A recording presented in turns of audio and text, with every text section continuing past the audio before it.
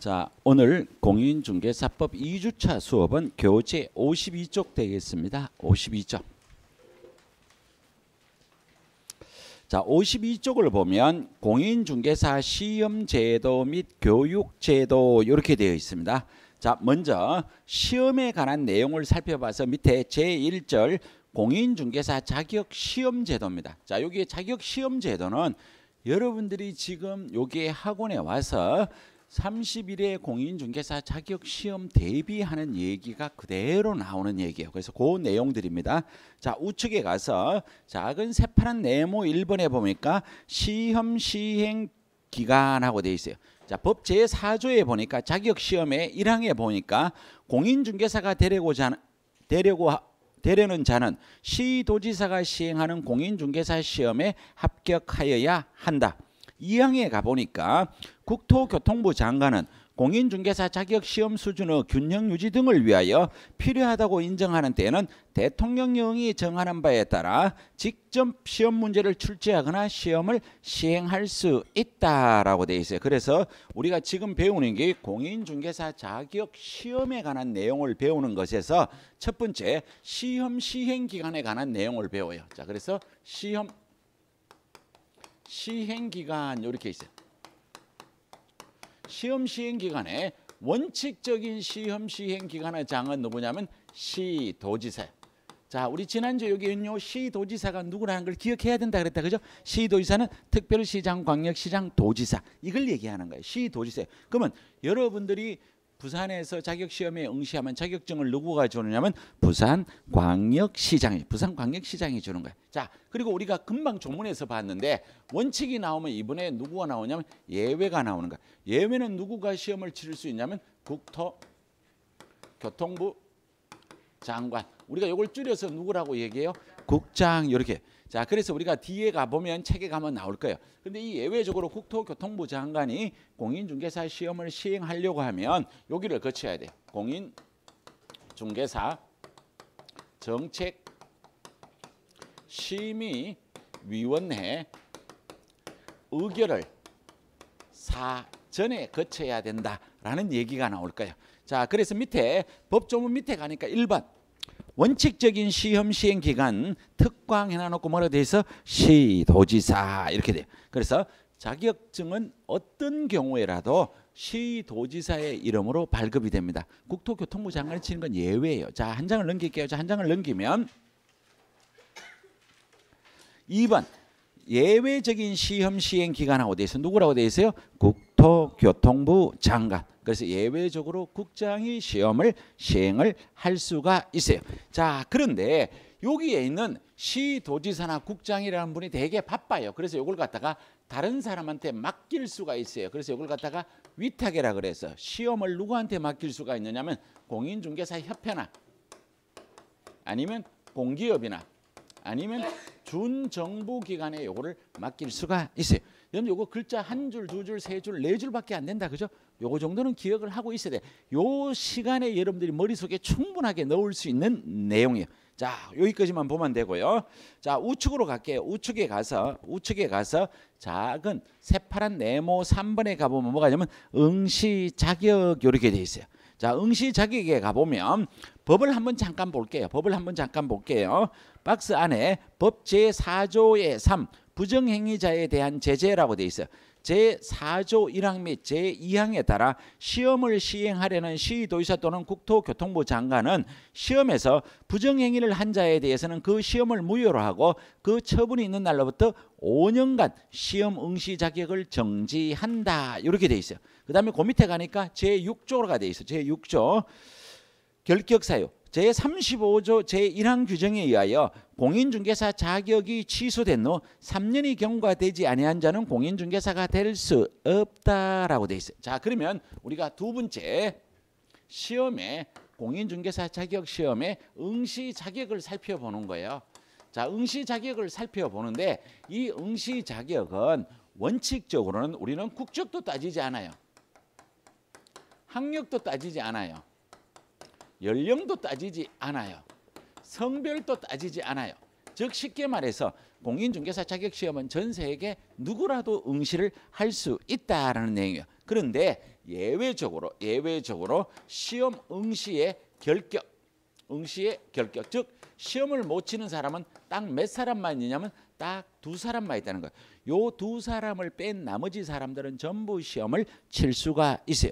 그래서 시험 못 치는 사람이 첫 번째 누구냐면 공인중개사 자격증이 있는 사람이 자격 취소가 되고 나서 3년이 경과되지 아니한 자는 시험에 응시할 수 없어요. 근데 여기 앉아 계신 여러분들은 공인중개사 자격증을 가진 적이 저는 없다라고 알고 있는 거예요. 혹시 개중에 있을 수도 있지만 없다고 보니까 자격 취소 플러스 3년은 시험을 못 치는데 여러분들은 해당이 안 되는 거예요. 자, 두 번째는 어떤 사람이 시험을 못 치느냐면 시험 부정행위 무효 처분일 플러스 5년이 경과되지 아니한 자는 시험을 칠 수가 없어요. 그래서 이걸 우리가 뭐라고 하냐면 시험 부정행위 무효 처분일 플러스 5년입니다. 요 2사람을 빼고는 전부 다 시험에 응시할 수 있다라는 거. 자, 우리 교재 55쪽에 박스 밑에 1번 응시 자격이 없는 자 양갈로 1번 자격이 취소되고 3년이 경과되지 아니한 자. 자, 밑에 내려오니까 양갈로 1번 부정행위로 인한 시험 무효 처분일 플러스 몇 년이에요? 5년. 부정행위일로부터 아니에요. 시험 부정행위 무효 처분일 플러스 5년이. 요거는 기억을 해 두셔야 되는 내용입니다. 자, 그 다음에 넘겨볼게요. 자, 넘겨보면 56쪽에 갈게요. 56쪽. 자, 56쪽에 가면 작은 새파란 네모 4번에 가면 시험의 응시라고 돼 있어요. 자, 시험의 응시는 여러분들이 어떤 시험을 응시하더라도 응시원서 내야 돼 안 내요? 내죠. 응시원서 낼 때 수수료 내야 안 내요? 내요. 그죠? 똑같아요. 공인중개사 자격시험도 여러분들이 응시원서를 내야 되고 그 다음에 응시원서를 낼 때 수수료를 납부를 해야 돼요. 자, 그래서 1번 응시원서. 시험에 응시하고자 하는 자는 국토교통부 영이 정하는 바에 의하여 응시원서를 제출해야 되며 응시원서를 제출하는 자는 응시수수료를 납부를 해야 됩니다. 자, 2번에 가니까 응시수수료 하고 나왔어요. 자, 일단은 우리가 큰 그림을 먼저 한번 그려볼게요. 우리 공인중개사법에서 행정기관에 돈을 내는 경우가 몇 가지 경우가 있냐면 6가지 경우가 있어요. 그 6가지를 먼저 한번 살펴보고 나서 얘기를 하도록 할게요. 자, 우리 교재 283쪽을 잠깐 한번 갔다 올게요. 283쪽.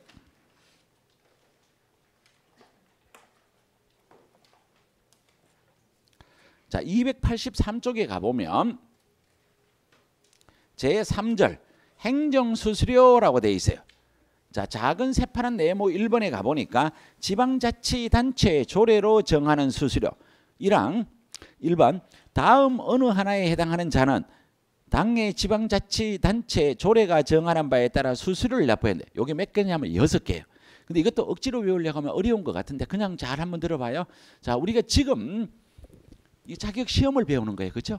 자, 그러면 상식적으로 우리가 자격시험 칠 때 수수료 내야 안 내요? 내죠. 그죠? 그래서 첫 번째가 자격시험 응시예요.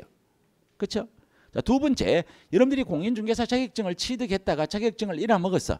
새로 자격증을 교부받을 때 돈을 내야 돼요. 그래서 자격증 재교부예요. 자, 첫째가 자격시험 응시, 두 번째가 자격증 재교부. 자, 그럼 느낌이 와요. 세 번째가 뭐냐면 우리가 조금 있다가 두 번째 시간에 배울 텐데 개설 등록 신청할 때 돈을 내야 돼요. 여러분들이 사무소 개설 등록 신청할 때 돈 내야 돼요. 그러면 등록증을 받았죠? 등록증을 잃어먹으면 뭘 해야 돼요? 등록증 재교부. 그러니까 느낌이 비슷하게 와요. 그죠? 자격시험 응시, 자격증 재교부, 개설 등록 신청, 등록증 재교부. 그 다음에 우리가 다음 주에 배울 텐데 법인은 분사무소를 둘 수가 있어요. 분사무소 설치 신고할 때 돈을 내야 돼요. 그러면 분사무소 설치 신고 필증을 갖고 있다가 잃어먹으면 뭘 해야 돼요? 재교부. 그럼 재교부 할 때 내야 돼요. 그러면 느낌이 비슷하게 와요. 그죠? 그래서 우리가 6개는 이렇게 외우는 거예요. 이거는 어차피 여러분들이 알아두셔야 돼요. 이건 뭐 외우고 마고 하는 게 아니라 이건 당연히 알아야 되는 거예요. 그래서 우리가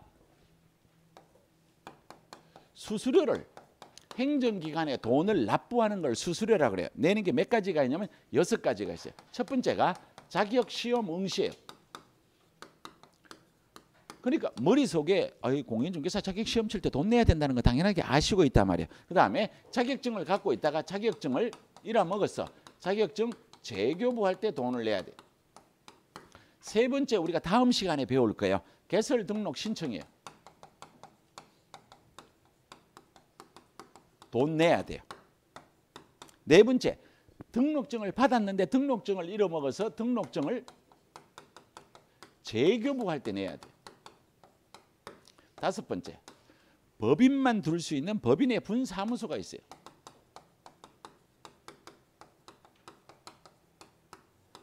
설치 신고할 때 돈을 내야 돼요. 그러면 이 설치 신고 필증을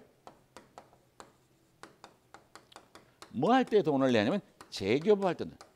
그럼 여러분들이 잘 보면 여기도 재교부, 여기도 재교부, 여기도 재교부예요. 그러면 한 개의 느낌만 알면 여러분들이 알 수 있어요. 근데 요 수수료가 뭐라고 하느냐면 지방자치단체 조례라고 표현하는 거예요. 지방자치단체 조례입니다.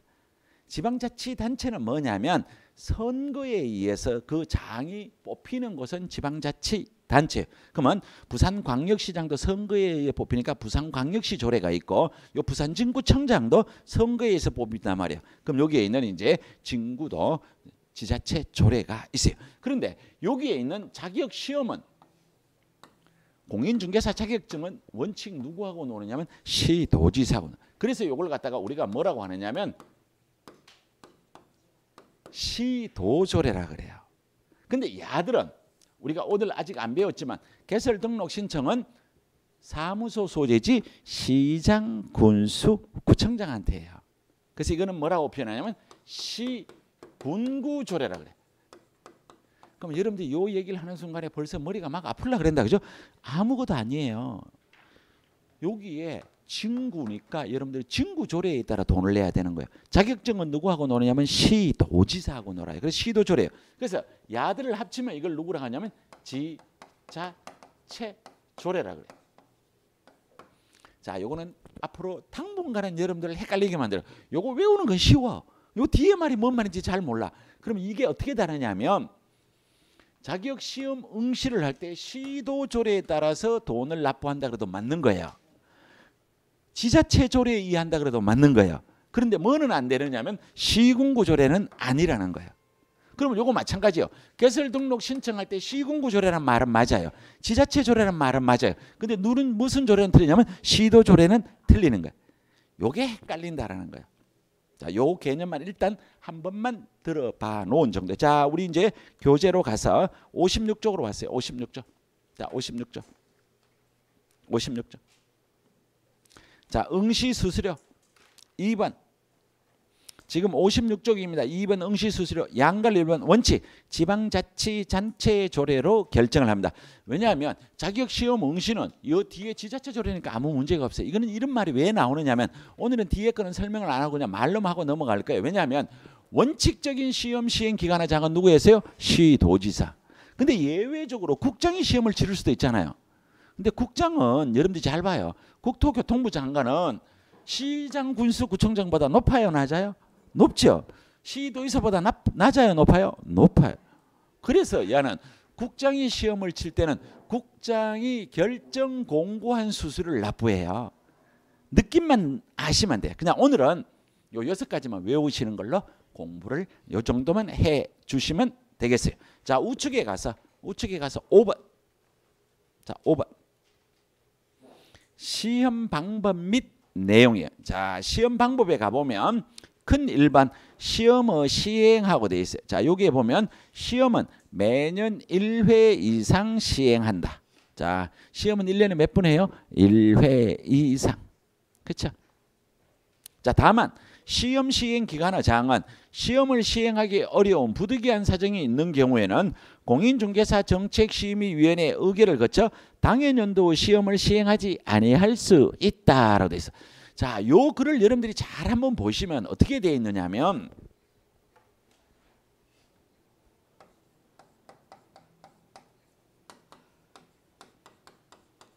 여러분들이 학원에 상담을 하러 오면 원장님하고 상담을 했던 부원장님하고 상담을 했던 시험은 1년에 한 번 칩니다라고 얘기해요. 그죠? 틀린 말이라고는 할 수 없어. 근데 그거는 일반적인 말로는 틀리지 않아요. 근데 법대로 따지면 틀린 말이라는 거예요.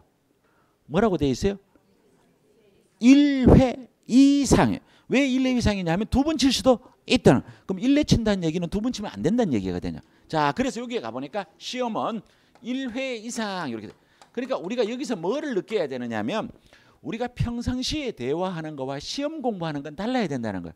가장 쉬운 예가 그렇잖아. 우리가 사회생활을 하면서 여러분들이 민법 시간에 배우는 뭐 무효, 취소, 해지, 해제 구별 안 해도 살아가는데 아무 지장 없어요. 근데 시험 칠 때는 그 구별 안 하면 그냥 말이 안 되는 거예요. 그래서 시험은 매년 뭐라고요? 1회 이상. 그리고 예외가 있다는 걸 몰랐잖아. 국토교통부 장관은 당해년도에 부득이한 사정이 있었을 때는 공인중개사 정책심의위원회 의결을 거쳐서 당해년도에 시험을 시행하지 아니할 수 있다. 그럼 원래 시험 안 칠 수도 있다고. 법대로 따지면 그렇단 말이에요. 법대로. 그렇죠? 그래서 시험을 시행하지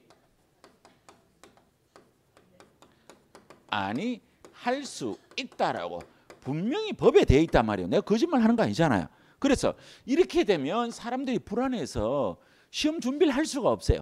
그래서 여러분들이 불안하지 말라고 두 번째 뭐를 해주냐면 공고를 해준다는 거야.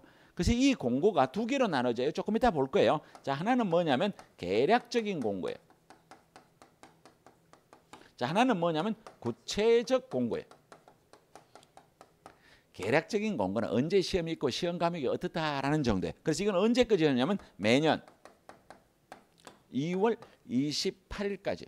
아직 2월 28일 많이 남았잖아. 아직 공고 안 돼도 관계없네. 실제로 공고가 됐는지도 모르고. 근데 안 치지는 않을 거예요. 걱정은 안. 이론상 그렇다는 거예요. 자, 구체적 공고는 시험 시행일 며칠 전이냐면 90일 전까지. 합격자 결정 방법. 합격자 결정 방법, 응시 수수료 내는 거 반환해주는 구체적 내용들을 시험 시행일 90일 전까지 알려준다는 거예요. 자, 그래서 거기 보니까 2번 우리 교재로 갈게요. 2번 시험의 공고, 양갈 1번의 계략적 공고. 자, 두 번째 줄에 가보니까 뭐라고 해서 매년 2월 28일까지. 자, 양갈로 2번 구체적 공고는 당연하게 계략적 공고가 있고 나서 시험에 대한 구체적 내용을 시험 시행일 며칠 전이에요? 90일 전에. 자, 그 다음에 3번으로 내려가서 시험 방법이에요. 자, 우리 책은 3번인데 그냥 우리는 요 번호대로 가서 시험의 방법을 5번에 갖다 넣을게요. 시험 방법이에요. 자, 이것도 여러분들이 그냥 알아놓으시면 안 돼요. 자, 원칙. 그 다음에 원칙이 나오면 뭐가 나오면 예외 이렇게 나와요. 자, 원칙에 가보니까 뭐라고 되어 있냐면 구분 시행 및 이시라고 되어 있어요. 자, 이게 무슨 얘기냐면 자, 이건 밑줄 안 꺼도 돼요. 자, 이거는 뭐냐면 1차와 2차를 구분하여 다른 날 친다는 거예요. 이거 다른 이자예요. 근데 여러분들이 지금 알고 있는 거랑은 다르거든. 여러분들은 지금 1차와 2차를 구분할 때 무슨 날 쳐요? 같은 날. 이게 원칙이라고 알고 있죠. 근데 법에는 그렇게 안 돼 있다는 거야. 법에는 원칙, 구분 시행 및 이시예요. 그러면 예외에 가보면 구분 시행을 하되 뭐에 할 수 있냐면 동시에 할 수 있거든. 한 장을 넘겨봐요. 구분하되 뭐라고 되어 있어요? 동시. 근데 우리는 지금 뭐를 쓰고 있냐면 이거를 쓰고 있단 말이에요. 근데 여러분들 머릿속에는 당연하게 이게 원칙이라고 생각하고 있잖아. 근데 이거는 원칙은 아니고 뭐냐면 예외예요. 근데 이런 거는 거의 시험 문제 나오지 않습니다. 근데 이런 게 법하고 현실과의 이런 차이가 있다는 걸 그냥 보여주는 정도예요.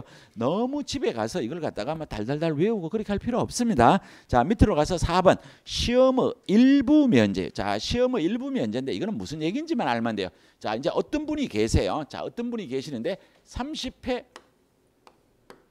시험을 치렀어요. 자, 우리는 1차 시험이 있고 다 아는 거지만 이게 민법이 있고 개론이 있어요.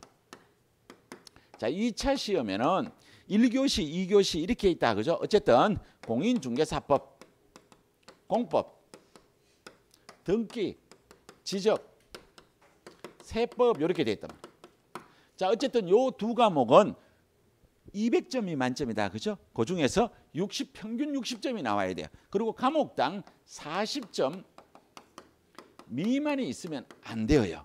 문제 없죠? 다 알아듣죠? 자, 그런데 요거는 무슨 평가냐면 요거는 절대평가예요.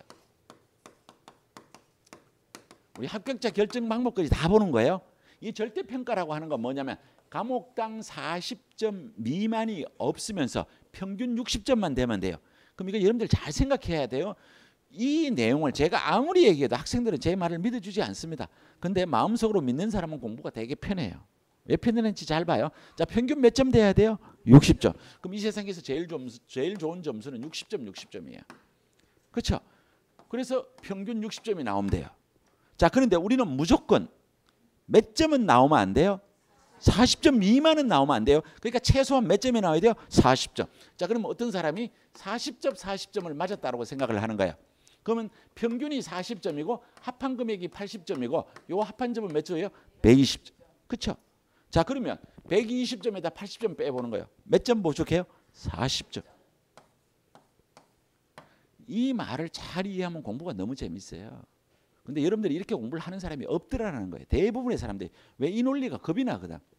그러니까 여러분들은 민법이나 개론 중에 여러분하고 잘 맞는 과목이 딱 있어요. 사람마다 다 달라요. 어떤 사람은 민법을 조금 더 잘하고 어떤 사람은 개론을 조금 더 잘해요.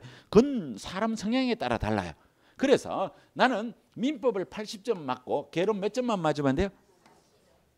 그럼 반대로 개론 80점 맞고 민법 몇 점 맞으면 돼요? 40. 그런데 학생들이 공부를 몇 점 맞으려고 공부를 하냐면 100점 맞으려고 공부를 하니 평생 공부를 해도 1차가 만족할 수준이 나오지 않아요. 여러분들이 거짓말 조금 보태서 죽을 때까지 공부를 해도 원하는 점수가 안 나와요. 왜? 공부란 것은 끝이 없잖아요. 그렇죠? 그러니까 여러분들은 공부를 어떻게 해야 되느냐면 1차 과목에서는 이건 진짜로 맞는 말이에요. 이건 어느 누구가 와도 맞아요. 1차 과목은 82.5점이 필요 없어요. 이 말이 이해가 안 되죠?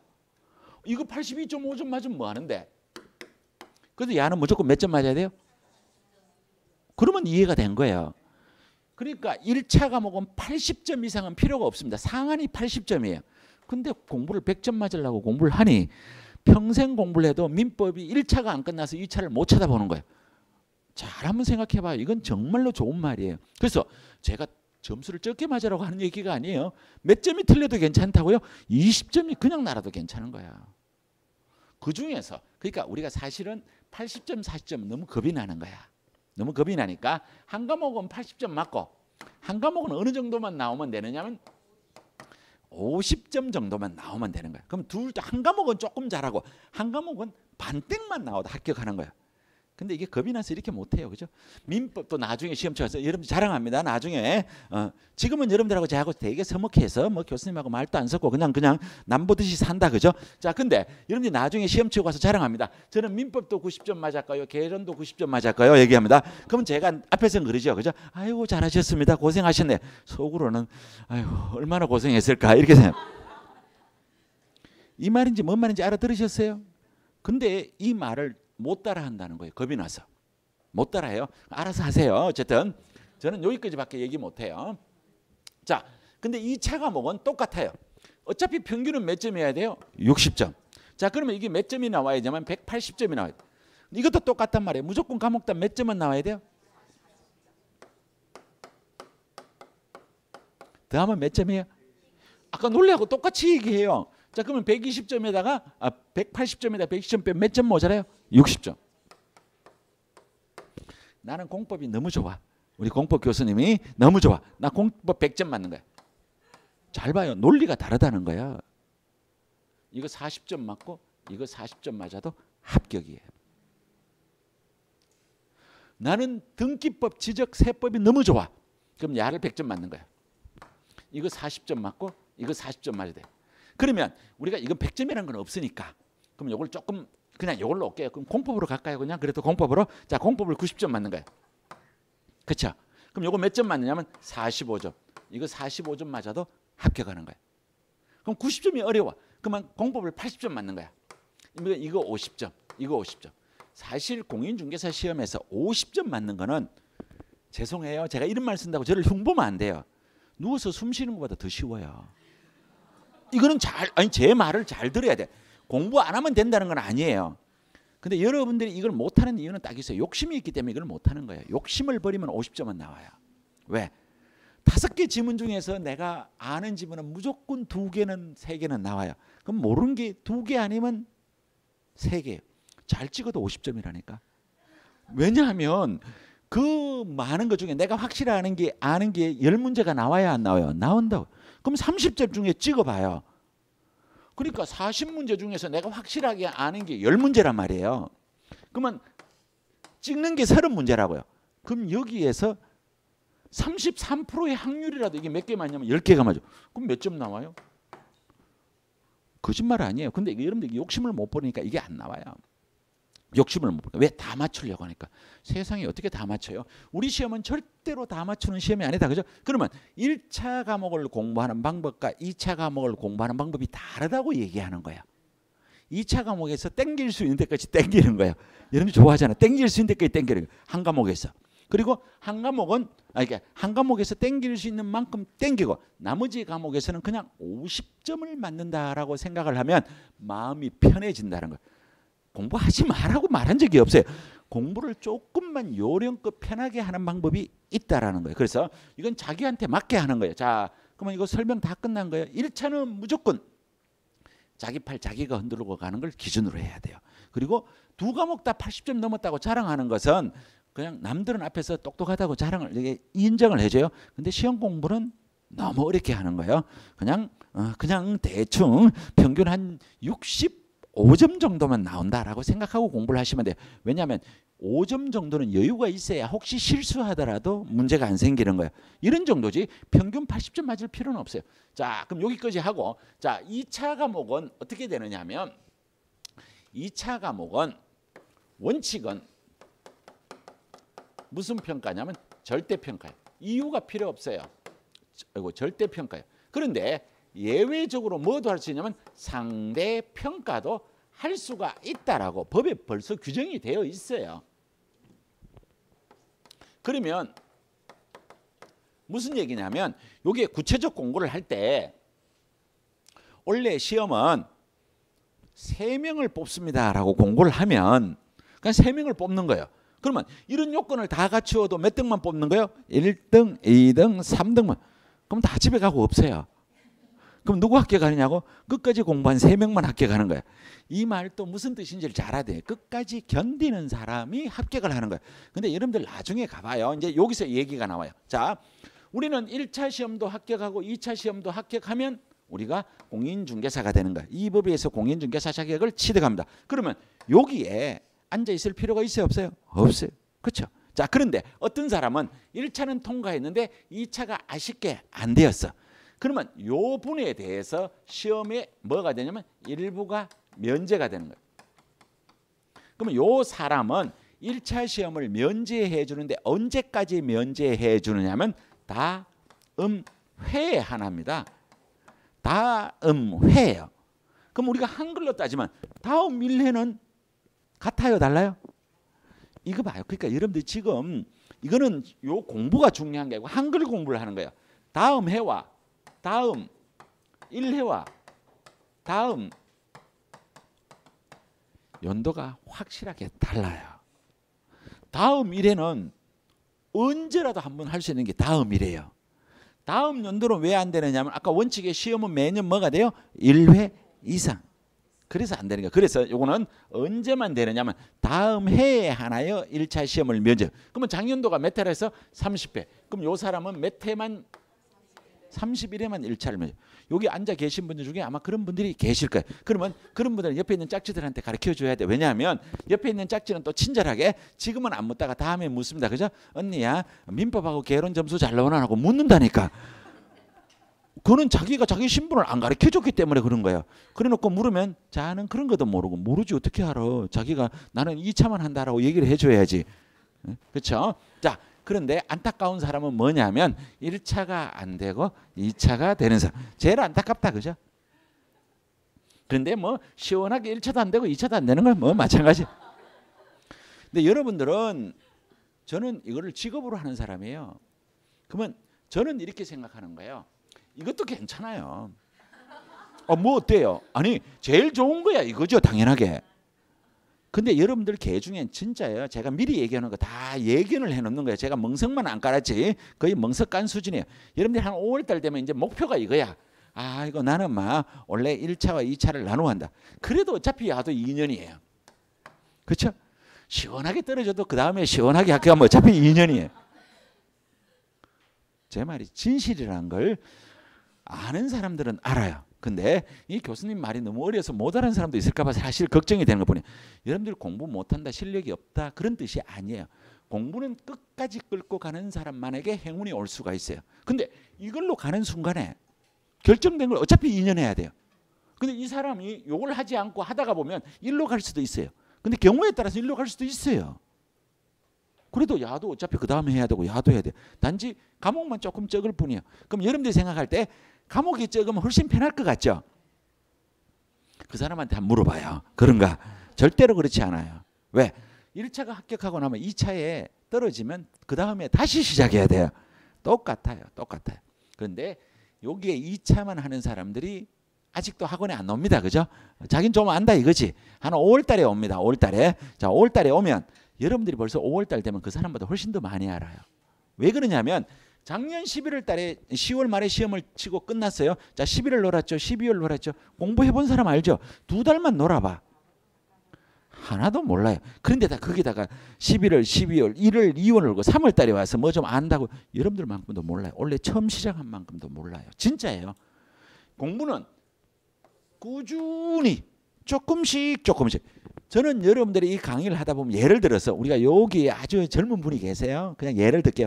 이분은 지금 하나도 모르는 것 같처럼 이렇게 앉아 있어요. 나중에 가봐요. 이런 분들은 차곡차곡 자기가 내세울 게 하나도 없다고. 왜? 나는 나이도 어린이지 옆에 있는 사람들이 전부 이모급 엄마급이지. 그러면 조용히 앉아서 공부만 하는 거야. 나중에 가봐요. 공부 얼마나 잘하나. 그럼 여러분들 이렇게 생각하죠. 이 친구는 젊었으니까 잘한다고 하죠. 그럼 여러분들 젊었을 때부터 다 왜 서울대학 못 갔어? 저도 똑같은 거예요. 그렇죠? 그러니까 이게 나이가 1살 많은 거는 공부하는데 장점은 아니에요. 근데 마냥 단점만도 아니에요. 기억력은 여기 젊은 친구가 좋아요. 그 대신 경험이 없으니까 무슨 말인지 잘 모르는 내용들이 많아요. 그래서 거의 비슷해요. 그래서 여러분들은 제가 오늘 이 얘기를 하는 이유는 우리 책에 지금 여기 있는 다음 해의 시험은 여기서 다 설명드린 거예요. 그렇죠? 다음 해 시험은 다 설명드렸고 이 공부하는 방법에 있어서 이런 말을 쓰면 안 된다는 거예요. 특히 제 앞에서는 쓰지 마세요. 어떤 말을 쓰면 안 되느냐면 나는 1차 시험이 완벽하게 되지 않았기 때문에 2차 공부를 못한다. 그런 건 존재하지 않는다고 내가 이렇게 말씀을 드렸다고. 왜냐하면 여러분들이나 저나 법을 전공한 사람들이 아니잖아. 그럼 여러분들이 1차 시험에 민법 완벽하게 하면 개론 완벽하게 다 되면 그냥 시험 치지 말고 여기 와서 강의하면 되지. 그렇죠? 그러니까 그런 게 없다라는 거예요. 그러니까 병행을 해가서 적절하게 나누어서 공부를 해야지 민법 공부 끝내놓고 개론 공부하는 거예요. 개론 공부하는 동안 민법 다 까먹고 없어요. 적절하게 나누어서 분할해서 공부를 하라는 말씀을 드리는 것뿐이에요. 자, 거기까지 우측까지 다 설명해 드렸어요. 우측까지. 자, 그 다음에 작은 새파란 7번 59쪽에 작은 7번 자격증의 교부. 자, 자격증은 아까 원래 시험 시행 기간의 장은 원칙 누구예요? 시도지사, 예외 국장이요. 그런데 이거는 시험을 누구가 치르든 자격증은 누구 이름으로 나가냐면 시도지사 이름으로 나와요. 자, 이 시험 시행 기간의 장은 합격자 결정 공고일로부터 1일 이내 자격증을 교부를 해줘야 돼. 자, 거기 갑니다. 동그라미 1번. 동그라미 1번 시도지사는 시험 합격자 결정 공고일로부터 몇 일이요? 1일. 자, 그래서 자격증은 시도지사 이름으로 나갑니다. 자, 1일은 알아두셔야 돼요. 1일 동그라미. 1일 동그라미. 자, 넘어갈게요. 자격증 재교부. 자, 그래서 우리가 여기서 큰 그림을 하나 그리고 갈게요. 자격증은 여러분들 머릿속에 누구하고 논다고 생각하면 시도지사. 자, 그래서 여러분들이 자격증을 이라고 먹으면 자격증을 재교부를 신청을 해야 된다고요. 그럼 이런 거는 재교부는 무조건 누구한테 달라고 하느냐면 준 사람한테 달라고 하는 거예요. 자격증 누구가 줬어요? 시도지사. 그러면 재교부는 누구한테 신청하냐면 교부한 시도지사. 그냥 뭐 시도지사나 교부한 시도지사나 다음에 가서 구별할 기회가 있을 거예요. 준 사람한테 교부한 시도지사. 그때 뭐를 내야 돼요? 수수료. 그렇죠? 요 말이에요. 따로 공부할 게 없어요. 자, 그 다음에 우측에 61쪽으로 갑니다. 61쪽. 자, 61쪽에 가면 자격증 관리. 자, 이게 자격증 관리의 1번 중개업 등록의 기본 요건. 자, 우리가 조금 있다가 두 번째 시간에 개설 등록을 배울 텐데 개설 등록하려면 제일 먼저 뭐가 있어야 돼요? 자격증. 그러니까 자격증이 있어야 된다고. 이건 따로 공부할 내용이 없다라는 거야. 이해됐죠? 자, 그 밑에 내려갑니다. 자격증은 한 사람한테 주는 거야. 사람한테 주는 거야. 여러분들이 따가지고 여러분들 자녀분이나 여러분들 배우자에게 줄 수 있어요? 없어요? 없어요. 이게 뭐냐면 일신 전속성.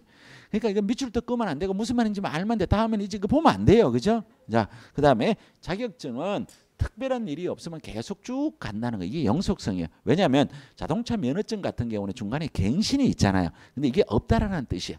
시험에 나올 일은 거의 없다라고 보셔야 돼. 자, 그 다음에 공인중개사 자격증은 국가에서 주는 겁니다.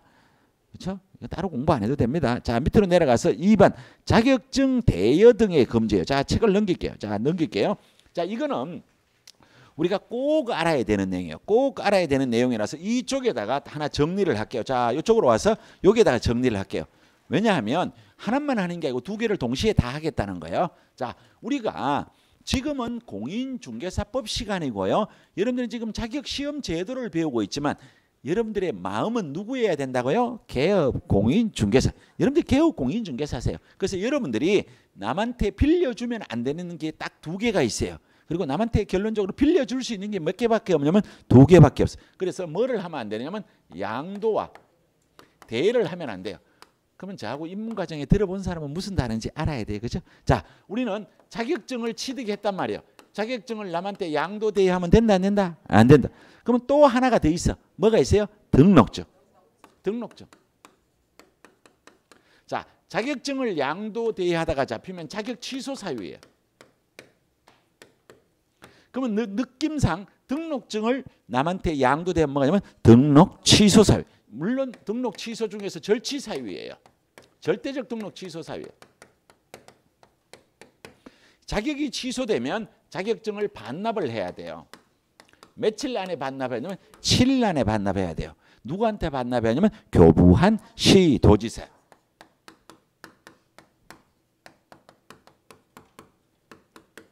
이걸 하지 않으면 뭐가 되냐면 100만 원 이하의 과태료. 이렇게 돼요. 100만 원 이하의 과태료. 자, 그러면 등록이 취소되면 등록증을 반납해야 돼. 며칠 안에? 7일 안에. 자, 오늘은 안 배웠으니까 등록증은 누구가 주느냐면 등록관청이 줘요. 7일 안에 반납하지 않으면 여기 뭐가 되냐면 100만 원 이하의 과태료. 제가 그래서 여러분한테 과거에 이런 말을 했다. 그죠? 입문과정에서도 쓰고 오늘도 쓰고 다음 시간에도 쓰고 계속 쓰기만 한다. 그죠? 쓰면 안 되고 외우라고. 자, 그 다음에 요걸 하다가 잡히면 행정형벌은 뭐가 되냐면 1년 이하의 징역 또는 1천만 원 이하의 벌금이. 그럼 우리가 이따가 두 번째 시간에 개설 등록을 배워요. 그럼 거기에 가면 등록증 양도되고 또 나온다고. 근데 여기서 공부했으니까 따로 공부하지 않습니다. 그래서 이따가 칠판 지워주시는 분은 요거는 지우지 마세요. 그대로 놔둬둡니다. 요거는 이따가 또 써먹는다는 거예요. 자, 그러면 우리 교재에 62쪽에 1번 자격증 양도 대여 등의 금지. 그냥 자격증을 남한테 빌려주면 안 되는 거예요. 자, 우측에 가면 위반시 제재. 자, 위반시 제재에 가보니까 이를 위반하여 자격증을 양도 대여한 자는 뭐가 돼요? 자격 취소 사유. 저기 있죠, 그죠? 자, 그 다음에 1년 이하의 징역 또는 1천만 원의 벌금 사유에 어떻게 해요? 해당이 되어요. 자, 그 다음에 3번 유사명칭 사용 금지예요. 공인중개사 아닌 자가 공인중개사를 사칭하면 돼요, 안 돼요? 안 돼요. 그렇죠? 이것도 하다가 잡히면 1년 이하의 징역 또는 1천만 원 이하의 벌금하고 돼 있어요. 자, 그 밑에 지문 하나만 싹 보고 넘어갈게요. 지문 하나만. 자, 이 문제를 보면 여러분들이 사람인지라 제일 먼저 눈이 답부터 먼저 가요. 그렇죠? 이 답에 눈이 가면 안 돼요. 자, 1번만 볼게요. 시도지사는 공인중개사 자격시험 합격자 결정 공고일로부터 아까 일자 동그라미 쳤잖아. 시험 문제 뭐라고 해서 2자. 그럼 답 1번이야. 그러니까 시험 문제가 우리가 지금까지 정확하게 40분 동안 떠들었어요. 40분 동안. 근데 시험 문제는 아까 여기서 가장 쉬운 거. 시도지사는 합격자 결정 공고일로부터 몇 월이요? 1월. 그럼 시험 문제가 몇 월 나왔어? 2월. 너무 허무한 거예요. 시험 문제는 알면 아무것도 아니고 모르면 밤새도록 공부해도 뭔지 모른다. 그죠? 아, 그런 거예요. 자, 여기까지. 자, 넘어갈게요. 넘어가요. 자, 넘어가서 공인중개사 정책심의위원회. 자, 이 공인중개사 정책심의위원회는 위에 있는 요 조문을 보도록 할게요. 조문을 보도록 할게요. 자, 64쪽의 조문. 법 제2조의 2 공인중개사 정책심의위원회 1항 공인중개사의 업무에 관한 다음 각 호의 사항을 심의하기 위하여 자, 여기부터 밑줄을 긋습니다. 국토교통부에 공인중개사 정책심의위원회를 둘 수 있다. 자, 공인중개사 정책심의위원회는 여기서 봤던 요 단어예요. 공인중개사 정책심의위원회는 국토교통부에 둘 수 있다. 여러분들이 이걸 시험 문제에 뭐라고 내냐면 국토교통부에 둔다 하고 하면 틀리다는 거예요. 둘 수 있다는 둬도 되고 안 둬도 되는 거예요. 둔다는 반드시 둬야 되는 거예요. 이런 걸 시험 문제 낸다라는 거예요. 이런데 생각할 때는 참 유치하게 짝이 없다. 그죠? 근데 시험 문제는 어쩔 수 없는 거야. 자, 그러면 여기에서 심의 의결을 하는 내용이 몇 개냐면 4개예요. 1개, 2개, 3개, 4개. 1호에 가보니까 공인중개사의 시험, 공인중개사의 자격 취득에 관련되는 사항이에요. 공인중개사의 시험 자격 취득에 관련되는 사항. 2번째, 부동산 중개업 육성에 관한 사항. 3번째, 중개보수 변경에 관한 사항. 그 다음에 손해배상 책임에 관한 사항을 심의 의결합니다. 자, 저를 봅니다. 저를 봅니다. 제가 지금 연결을 한번 해볼게요.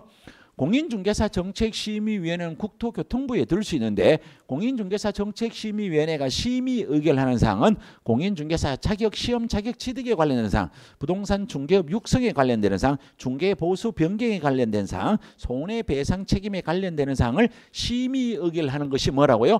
공인중개사 정책심의위원회. 그 밑에 이제 지문으로 내려올게요. 법조문의 지문으로 온 거예요. 자, 2항. 공인중개사 정책심의위원회의 구성 및 운영 등에 관하여 필요한 사항은 대통령령으로 정한다는 것은 자세한 내용은 대통령령에 위임한다라는 뜻이에요. 자, 밑으로 내려와서 설명을 다 해드렸어요. 동글레미 1번에 둘 수 있다. 밑줄 하나 꺼요. 동글레미 1번에 마지막 줄에 둘 수 있다. 둘 수 있다니까 2번에 가보니까 제일 마지막 줄에 무슨 기간이 되면 임의 기간은. 그러니까 밑에 설명이라고 하는 것은 위에 있는 법조문을 여러분들이 알아듣기 쉽게 적어 놓은 거예요. 자, 밑으로 내려와서 심의사항. 자, 심의사항에 가보니까 아까 몇 가지였어요? 4가지. 또 봤잖아요. 그죠? 자, 그럼 그 밑에 가서 심의사항의 구성력. 자, 여기에 있는 요거 밑줄을 긋습니다. 요 2줄을 밑줄을 꺼요. 심의위원회에서 공인중개사 자격 취득에 관련되는 사항을 정하는 경우에는 시도지사는 이에 따라야 한다라고 돼 있어요. 자, 그럼 이게 뭔 말인지 봅시다. 다시 한번 봐요. 공인중개사 정책심의위원회는 국토교통부에 어떻게 해요? 둘 수 있다. 여기에서 심의하는 사항이 4가지가 있는데 첫째, 공인중개사 자격시험, 자격취득에 관련되는 사항, 중개업 육성에 관련되는 사항, 중개보수 변경에 관한 사항, 손해배상 책임에 관한 사항 중에서 공인중개사 정책심의위원회에서 심의 의결을 하면 시도지사가 반드시 따라야 되는 것은 뭐에 관한 거예요? 자격시험에 관한 사항. 요 말이에요. 그러면 이걸 시험 문제 낼 때 뭐라고 내느냐면 시도지사가 따라야 되는 사항은 중개보수의 변경에 관한 사항을 정하면 시도지사는 이에 따라야 한다면 맞다 틀리다? 틀리다. 이해되죠? 그죠? 이거는 앞으로도 시험 문제에 항상 나올 수 있는 지문이에요.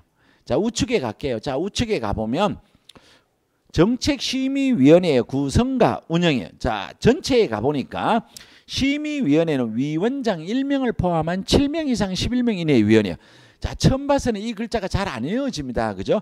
공인중개사 정책심의위원회는 위원장 1명을 포함한 7명 이상 11명 이내의 위원회예요. 자, 그럼 봐요. 이 공인중개사 정책심의위원회가 심의 의결하는 사항이 4가지였는데 여기에는 위원장 1명을 포함한 7명 이상 11명 이내의 위원회예요. 그럼 우리가 시험 문제 이런 글자가 가끔 나온다는 거예요. 이걸 외워야 되는데 지금 외우라고 하기에는 너무나 아직 빨라요. 그래서 외우라고는 안 할 텐데 이걸 외울 때 저는 이렇게 외우라 그래요. 자, 위원장 1명이죠. 그렇죠? 요 7자도 일자요. 뭔 말인지 몰라? 아, 그러니까 일자만 알면 다 한다니까. 다 일자예요. 그래서 위원장 1명을 포함한 7명 이상 11명 이내의 위원회. 자, 밑으로 내려와서 위원장. 위원장은 누구가 되냐면 국토교통부 제1차관이에요. 자, 제1차관 밑줄. 자, 위원의 임기는 몇 년이냐면 2년이에요. 그러면 위원이 바뀌면 새로 들어온 사람은 전임자의 무슨 기간이냐면 남은 기간이에요. 자, 못 찾으셨나요? 박스 밑에 동그라미 2번. 동그라미 2번. 자, 첫째 줄에 위원의 임기는 몇 년? 2년. 자, 그 밑에 가니까 전임 위원 임기의 무슨 기간? 남은 기간. 이거는 보궐선거라고 생각하면 되죠. 그렇죠? 이렇게 되는. 자, 한 장을 넘겨요. 자, 한 장을 넘겨요. 자, 그러면 이 공인중개사 정책심의위원회를 운영하려면 동그라미 1번 66쪽에 동그라미 1번 심의위원회 회의는 제적위원 가반수 출석으로 개의하고 출석위원 가반수 찬성으로 의결한다라고 돼 있어. 그러면 여기에 과반수란 단어만 알면 된다, 그죠? 그래서 제적위원회 가반수 이상이 출석을 해서 가반수가 뭐를 하면 찬성을 하면 의결이 된다, 이런 뜻이에요. 자, 그 내용은 여기까지만 보면 될 듯해요. 자, 우리 교재가 69쪽으로 가겠습니다. 69쪽. 69쪽.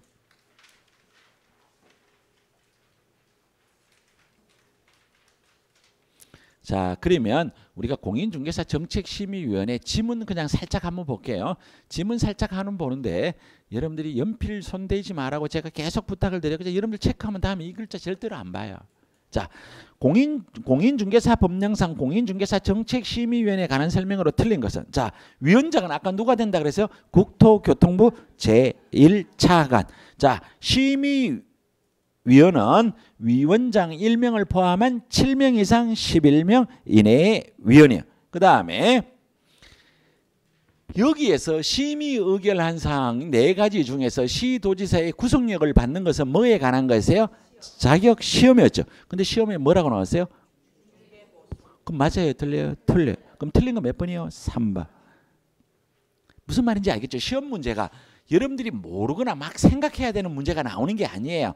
그냥 계속 보고 또 보고 까먹었다가 또 보고 까먹었다가 또 보는 거야. 그래서 여러분들이 이런 얘기를 제일 많이 한다, 그죠? 저는 전신 마취를 3번에서 안 헤어집니다. 그럼 안 헤어지면 자기 집은 어떻게 찾아가는데? 그렇죠? 자기 집 찾아가는 거하고 똑같아요. 안 어려워요.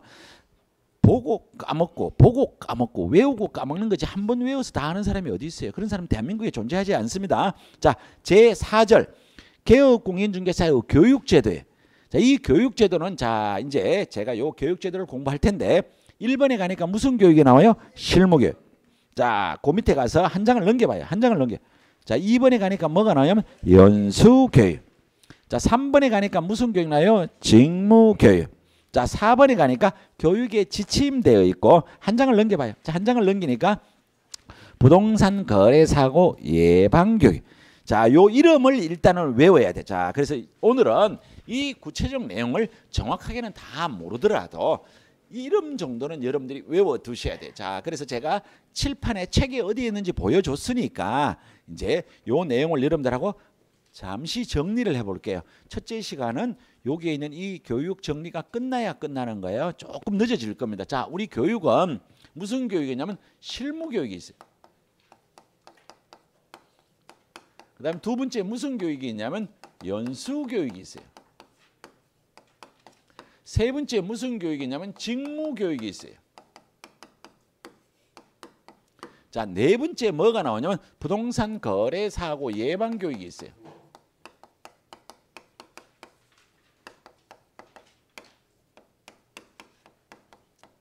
요 이름 요 네 개예요. 자, 우리 요 실무교육은 조금 있으면 두 번째 시간에 가면 실무교육이라는 단어가 엄청나게 나와요. 그래서 이 실무교육은 언제 받느냐면 교육을 받는 시기는 사전에 받아요. 이 실무교육을 실시하는 실시권자는 누구냐면 시도지사가 교육을 실시를 해요. 그럼 이 실무교육을 받아야 되는 대상자는 누구냐면 여러분들이 알고 있는 사람, 여러분들이 알고 우리 공인중개사 법령상 알고 있는 사람 중에 누구 빼고 다 받느냐면 중개보조원 빼고 다 받아요. 즉 공인중개사인 개업공인중개사가 되려고 하는 자, 우리가 조금 이따가 배워요. 법인의 대표자가 되려고 하는 자, 법인의 사원 임원이 되려고 하는 자, 우리 다음 주에 배워요. 법인의 분사무소 책임자가 되려고 하는 자, 그 다음에 소속 공인중개사가 되려고 하는 자가 무슨 교육을 받냐면 실무 교육을 받는데 야는 언제 받느냐 하면 요게 되기 전에 사전에 받아요. 근데 요 교육의 유효 기간이 몇 년이냐면 1년이라는 거야. 그러면 여러분들 선배 30회 합격한 사람들이 실무 교육을 받았다라고 치면 야는 몇 년 안에 써먹어야 되냐면 1년 안에 써먹어야 돼. 1년 지나면 다시 교육을 받아야 된다. 그럼 여기는 요 교육 시간은 몇 시간이냐면 28시간에서 32시간. 그 다음에 다섯 번째, 이 교육이 면제되는 경우가 있어요. 어떤 경우가 면제가 되느냐 하면 요 사람들이 실무 교육을 받아서 중개업에 종사를 하고 있는 거예요. 요 일에 종사를 하고 있는 거예요. 종사를 했다가 야가 여기를 그만뒀어.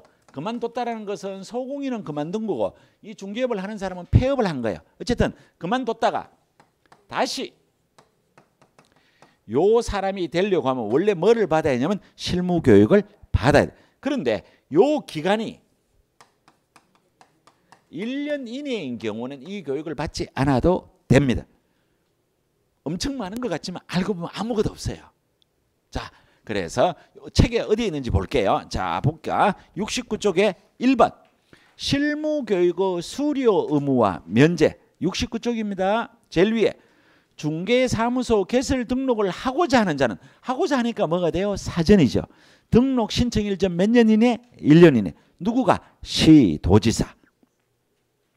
그렇죠? 근데 끝에 가보니까 다음의 경우에는 실무교육이 면제된다 그래서 요거는 뭐냐면 요거란 말이에요. 요거 현재 근무하고 있다가 그만뒀다가 다시 가려고 할 때 요 그만둔 기간이 1년 이내인 경우는 실무교육이 어떻게 돼요? 면제된다. 요 뜻입니다.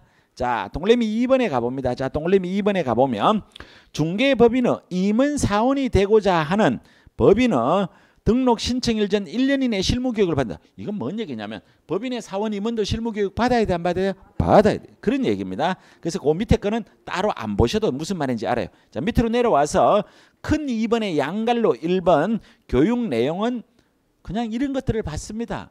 이거는 시험 문제에서 물을 내용은 안 해도 돼요. 자, 양갈로 2번에 가니까 교육 시간은 몇 시간? 28시간에서 32시간. 자, 한 장을 넘겨요. 그러면 이거 공부 다 한 거예요. 공부 다 한 거. 그렇죠? 자, 그러면 이제 연수 교육이에요. 그러면 연수는 여러분들이 그냥 사회생활을 할 때 연수교육이란 단어를 써먹은 경우가 상당히 많은 거예요. 여러분들이 회사를 다니다가 회사에서 신년이 되거나 아니면 무슨 제도가 바뀌면 교육을 받는다라고 할 때 뭐 워크숍을 한다는 말도 쓰고 경우에 따라서는 무슨 교육도 써요? 연수교육 이런 말을 쓰는 거야. 그래서 여기는 요 연수교육은 이 앞에 야들이 받는 교육이 연수교육이에요. 그래서 야는 뭐가 되느냐면 이거는 사후에 받는다는 거예요. 야는 야가 되기 전이고 야 근무하는 사람들이 받기 때문에 이게 뭐가 되면 사후가 돼요. 이 교육을 실시하는 사람은 누구냐면 시도지사. 그러면 정확하게 요 대상자는 실무 교육을 받은 사람들이 연수 교육을 몇 년마다 받느냐면 2년마다 받는 거예요. 왜 2년마다 받느냐면 여러분들이 회사가 바뀌었을 때, 회가 바뀌었을 때 회사에서 신제품이 나오거나 무슨 제도가 바뀌었을 때 받는 교육이 연수 교육이듯이 이거 마찬가지예요. 법률이나 제도가 바뀌면 이 기존 개업 공인중개사들이 공부를 안 하면 안 되니까 고객들한테 실수를 하니까 2년마다 법이 바뀐 걸 새롭게 교육시켜주는 게 이게 연수교육. 그래서 여기 있는 요 사람들이 2년마다 받는 거예요. 그래서 요 교육 시간은 12시간에서 16시간. 이 실무교육은 연수교육은 면제가 없어요. 다 받아야 돼요. 요게 2년마다 이 교육을 요 받은 사람들이 2년마다 중개업에 종사하는 사람들은 다 받아야 돼요. 자, 그런데 여기에서는 특징이 뭐가 있느냐 하면 2년이 되기 전 2개월 전까지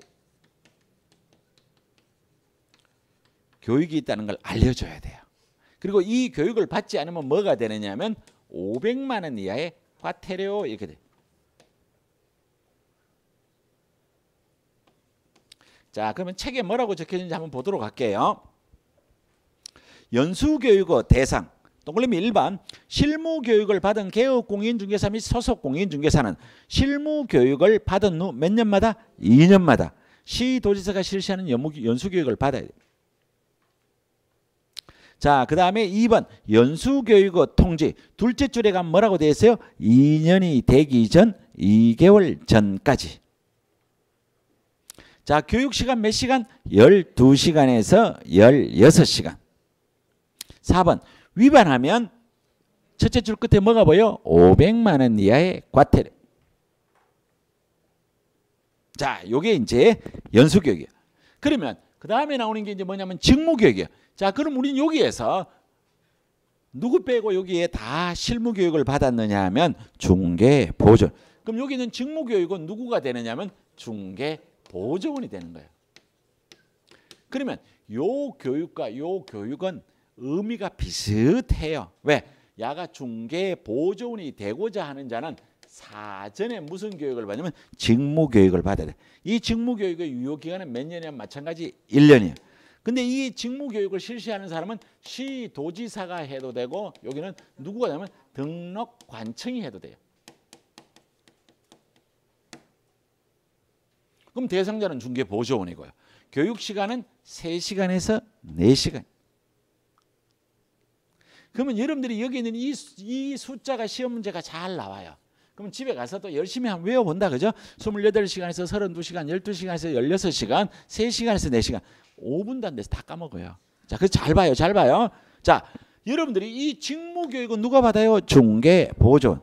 중개보조원이 하는 일이 많아요. 개업공인중개사가 하는 일이 많아요. 개업공인중개사. 그 야가 많죠? 그렇죠? 근데 중개보조원은 현장 안내및 일반 서무 등 단순한 업무만 보조해요. 그래서 교육시간이 몇 시간이냐면 3시간에서 4시간. 우리 쉽게 말해서 오전, 오후, 반나절만 받으면 돼. 그죠? 그렇죠? 시골 말로 반나절. 서너 시간이야. 3, 4. 3 곱하기 4. 12. 12에다가 4를 더하면 16. 12에다가 16을 더하면 28. 28에다 4를 더하면 32. 그래도 못 외우면 빨리 가방 들고 집에 가면 돼.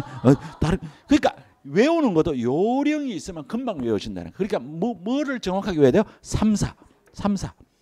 그러니까 이걸 이렇게 외운다는 것은 이 단어가 입에서 나와야만 외워져요. 왜냐하면 시험 문제를 이렇게 내지 않잖아요. 1번 지문에다가 이걸 넣고 4번 지문에다 이걸 넣고 이게 2개 지문이 나오지 않고 1개 지문만 나온단 말이에요. 여기서 1개 지문, 여기서 1개 지문, 대상자에서 1개 지문, 위반 시 1개 지문. 이래내니까 어려운 거야. 그렇죠? 그래서 외울 거는 정확하게 외워야 돼요. 이런 건 오늘 당장 외우라는 거 아니에요. 그래서 제가 이 제목은 외워야 된다고. 이 제목마저 모르면 이 밑에 게 따라올 수가 없어요. 자, 그러면 우리 교재에 지금 어디까지 봤느냐 하면은 71쪽까지 본 거예요. 71쪽의 중간까지. 자, 이게 교육의 지침은 뭐냐면 이 번호를 여기에 넣어놔서 그런데 이게 교육의 이름에는 들어가는 거 아니에요. 자, 여기에 있는 요 실무교육과 연수교육과 직무교육을 실시하는 사람이 제일 높은 사람이 누구냐면 시도지사예요. 그러면 시도지사는 지 맘대로 한단 말이에요. 그러면 지 맘대로 하면 안 되니까 야보다 한 급발 높은 국장이 교육의 지침을 내린다는 거예요. 이런 뜻이에요. 이걸로 끝이에요. 교육의 지침은 누가 마련해요? 국장. 이걸로 끝이에요. 자, 한 장을 넘길게요. 자, 한 장을 넘기면 뭐가 나오냐면 부동산 거래 사고 예방 교육. 자, 그럼 이거는 느낌만 알면 돼요. 부동산 거래 사고 예방 교육이라고 하는 것은 부동산 거래를 할 때 사고가 생기는 걸 국가에서 좋아한다, 싫어한다? 싫어한다. 그럼 예방을 시켜야 될 거 아니야. 그러면 이 예방은 중개업에 종사하는 모든 사람이 다 받아야 돼요. 그래야 사고가 안 생기지. 개업공인중개사뿐만 아니라 중개보조원까지 다 받아야 된다는 거야. 이런 거예요. 그래서 이거는 중개업에 종사하고 있는 사람들이 국장이 시켜도 되고 시도지사가 시켜도 되고 등록관청이 시켜도 됩니다. 그렇죠? 그래서 요거는 제일 위에 가니까 사고 예방 교육의 실시, 국장, 시도지사 및 등록관청은 필요하다고 인정하면 대통령령으로 정하는 바에 따라 개업공인중개사 등의 부동산 거래 사고 예방을 위한 교육을 어떻게 해요? 실시할 수 있다. 자, 2번에 사고 예방 교육의 통지요. 자, 며칠 전까지 교육이 있다는 걸 알려줘야 되냐면 자, 거기에 세 번째 줄에 가면 10일 전 밑줄.